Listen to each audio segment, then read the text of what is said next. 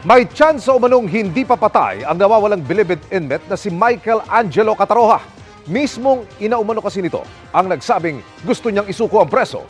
Nakatutok si Lay Alves.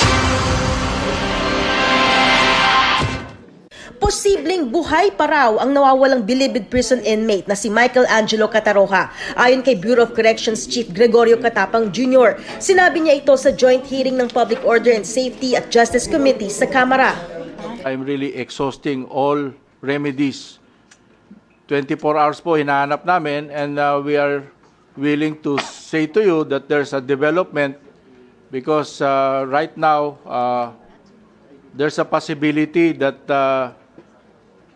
PDL Cataroha is still alive, inasmuch as even her mother or his mother is now telling us that he wants his son to surrender to Rapi Tulfo.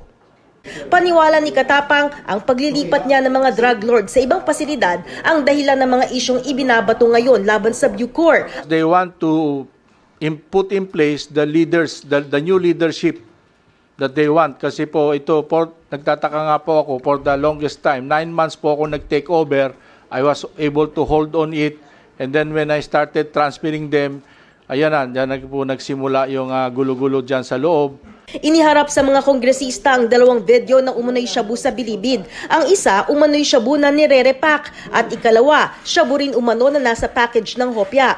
Ang mga sinasabing inmates sa video, iginiit na hindi sila ang nasa video. Ipinakita nila ang mga tattoo sa kanilang braso, samantalang ang mga nasa video, walang tattoo. So wala nangyaring ganyan na nagbabalot ka Wala sa po, dormitory to be. At hindi si Jomar Macalansag, ang commander ng komando, ang nagpapabenta sa iyo. Hindi po, sir. A wrongful accusation must be discussed as well para balanse po.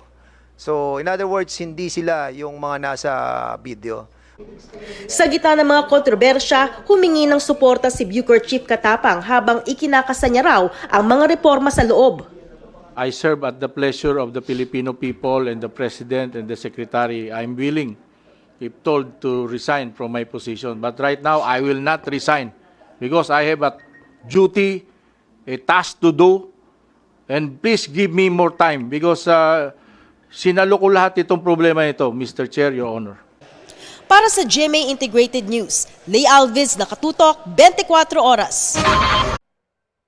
Mga kapuso, samahan nyo kaming tumutok 24 oras. Bisitahin at mag-subscribe sa GMA Integrated News sa YouTube. Sa mga kapuso abroad, bisitahin ang GMA Pinoy TV at www.gmanews.tv.